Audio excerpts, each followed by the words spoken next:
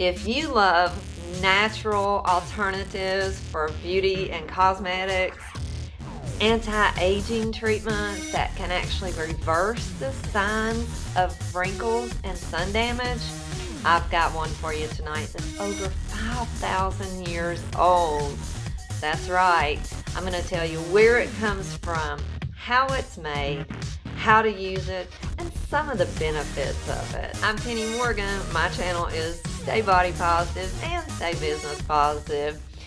If this is your first time here and you want to learn more about natural alternative strategies, start now by clicking the subscribe button and hitting the bell so you don't miss any videos. We're talking about an ancient golden nectar, beauty secret from the dried sap of a prized tree, the boswellia tree. These trees grow in Oman, Yemen, and the Horn of Africa.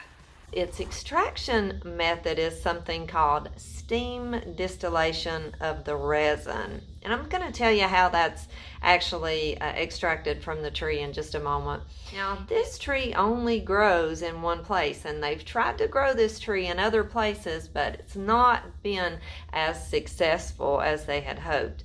Keep in mind that frankincense has been being harvested for over 5,000 years, and the Egyptians actually used it. They would burn the resin down till it was charred and black coal and use it as eyeliner on their eyes.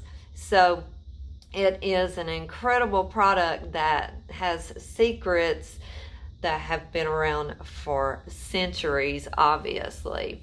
It's harvested from the tree, and they nick the tree twice a year in several places, and then they allow the resin to drip out of the tree, and they come back as it drips down the tree, and then they'll harvest it off the tree and bring that back, and then they can steam distill it and take the frankincense oil from the resin. So it's a lengthy process that it goes through to harvest it, which is why that you may find that it's somewhat pricey.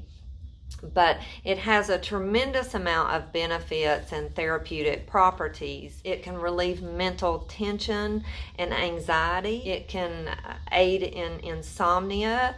You can put a couple drops in your hands and rub it together and just inhale it, and it will help to calm the mind. It's great for meditation. I use it even in pet therapy. If my dogs are having anxiety, I will put a couple drops and just wave it in front of them, and it does seem to help calm the anxiety. It really encourages cell renewal. It supports the release of toxins and excess water, and to help regulate menstruation for us women.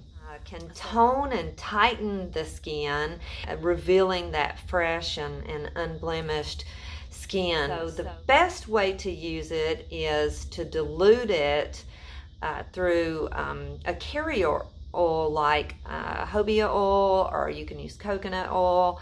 I actually do something a little bit different with mine, and I mix it with the rosehip oil that you've heard me talk about. Now, I have a video on the rosehip oil, and it's important that you take a look at that as well too, so you can understand the benefits of rosehip seed oil. Let me be more specific here, rosehip seed oil. So take a look at my video. I'll link it here as well too, and down below in the comments and description of this video. Coming up, I'm going to share with you exactly how I use these oils together for natural skincare. It's a super secret, so stick around. But if you're finding this information useful, give me a like and provide your comments below, because they help me make great videos. So I mix a couple of drops of the frankincense oil in my hand, and I will mix a couple of drops of the rosehip oil. And I do that at night and apply it at night on the face and massage it in, and the neck and the décolleté area. It not only gives such a nice calming effect, the scent of it, but it helps reduce those fine lines and wrinkles and helps rejuvenate the skin.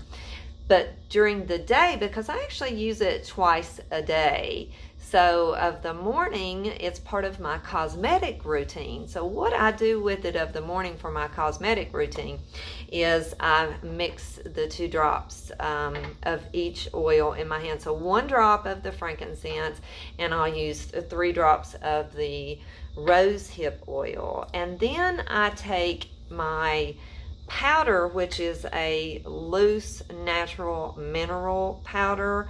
That is my foundation powder, and I will sprinkle that in the palm of my hand and mix it with the oils, and then massage it into the skin so that I'm getting my foundation on, which is natural minerals as well, and getting the oils into my skin as well. And I get a ton of compliments on my skin all the time, and on how my makeup always looks really natural, because I don't like a heavy makeup, and so this works really, really well for me.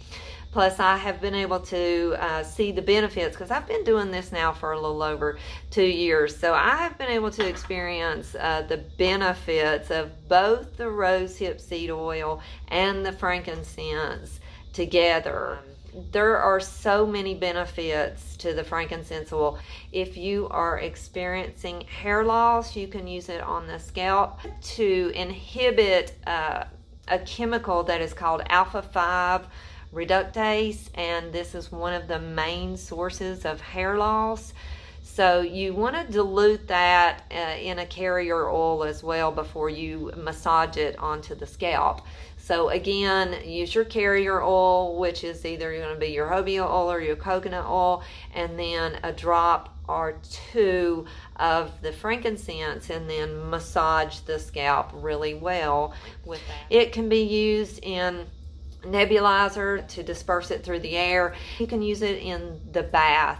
You want to start very simply though, because you want to make sure that you're not going to have an allergic reaction to it. So I always recommend the first time you try an oil or something natural or anything different in your skincare routine, that you try just a small portion of it, just a teeny tiny portion of it with that carrier oil, and someplace simple, like you can do on the back of the neck or on the wrist, and just see if you're going to have a reaction to it first of all, because you don't want to use something that you're going to end up ultimately being allergic to, and you've already put it on your whole face, or you've took a bath in it, because this could be create some serious complications. So just make sure that you're smart and you do a test patch when it comes to using any new skincare treatment. Now, where do you get frankincense from? Because as I mentioned before, it can be quite pricey, and I want to make sure that I'm also helping you to save money as well.